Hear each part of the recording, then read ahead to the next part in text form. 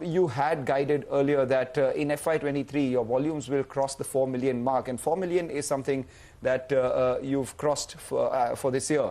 You also said that time that by the end of the year we will give you a guidance for what the next year holds. Can you give us a sense of what you're targeting in FY23 in terms of volumes? Good morning. Yeah, this year actually it was very good for us. We could recover back from all the COVID pandemic effects. So this year we are expecting, we want to touch 5 million TEU volume. Of course, it's a tough target because of some infrastructural constraints India is facing, but we are hopeful we will be able to do it. So from the present volume what we achieved, combined volumes, we will try to achieve 5 million TEUs. 5 million in FY23. And what kind of growth, if you can split it for us, Yes. are you expecting in domestic and EXIM volumes? Yeah, domestic growth will be very good. Domestic last year also we had a very good growth. EXIM is mostly we are dependent on the export-import volumes.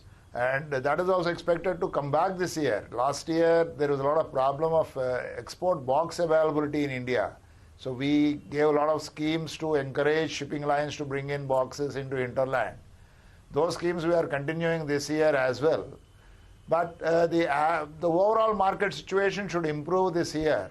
That should give us good volumes in export also, EXIM volumes. But domestic, we came out with some new product, which I talked about earlier also, that bulk cement handling in normal containers, that is commercially now we are running those trains. So there we are expecting a good growth in addition to our traditional volumes. Could you give us definitely is going to give us again a good growth in domestic. But what is... Yeah, but sir, what is that growth number that you're expecting? Say high single digits, double digits in both these markets?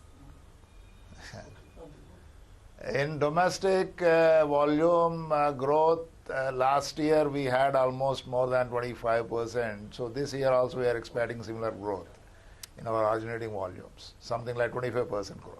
Right. It's a very ambitious growth, but we are very hopeful of getting that growth because of the new products we launched. In EXIM, yes, 10 to 12% growth should be there this year, definitely.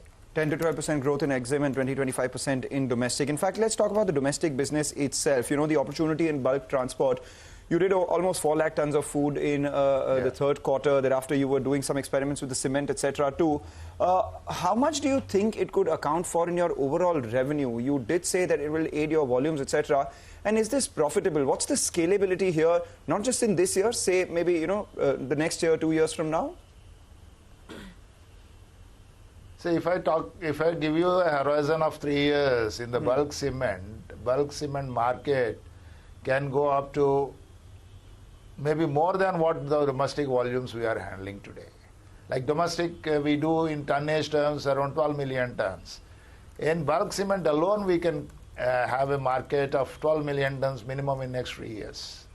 That is the kind of market available in the bulk cement. Okay. As far as margins are concerned, it will be in tandem with the domestic margins.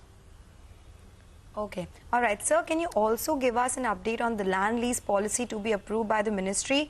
Because 465 crores, they were provided by the company as land license fee for FY22. What is the update here? You see, let me tell you, put it this way. Last year I gave a guidance of 450 crores. And we provided for another 15 crores. That's when in a part of good governance, we made some provisions. Even though what we paid is less than 450 crores to railways. So there is a very good clarity on land license fee now. So there is no uncertainty. And there are certain very good positive moves going on. I can't tell you what they are, but they are in consideration. As soon as the decision comes, definitely I will share with all the investors and with you. Good moves are going on, and there is a very good clarity on land license fee, and very soon it should come out. All right. Quickly before we let you go, Mr. Kalyan Rama. It may be beneficial to the company. Right. Quickly before we let you go, Mr. Kalyan Rama, a couple of bookkeeping questions. What was the quantum of double stacking during the quarter? Empty running, what kind of guidance can you give for FY23 on the same? And also capex, you targeted almost 525 crore in terms of capex. You did around 700 crores. Now all of that will come into fruition. How much have you earmarked for this year?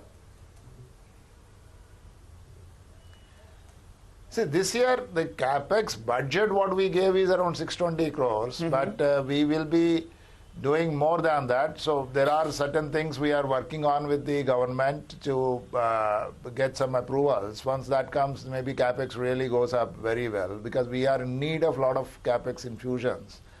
But there are certain issues to be sorted out with the government approvals. But first is the China border issue, so we are working on that. And regarding the double stack trains, the double stack running was very good in the last year. So in the last quarter, we did excellent double stack running, and that's because we started a second hub on the DFC, that is at Swaroopganj, and we are doing double hub operations between Swaroopganj and Kathuwas again, in bringing JNPT onto double stack map. So there is double stack running. In the quarter as well as in the year, it has grown more than double digit. In fact, the growth in the quarter is something like 50%. And overall year, if I see, it is almost 25% double stack growth, trains growth. So this year we expect to increase further. In fact, here let me share with you, we are having a hub terminal at Kathuwas, where last year we did almost 6.8 lakh TEUs handling. And this year we are aiming at to touch around 1 million TEU handling.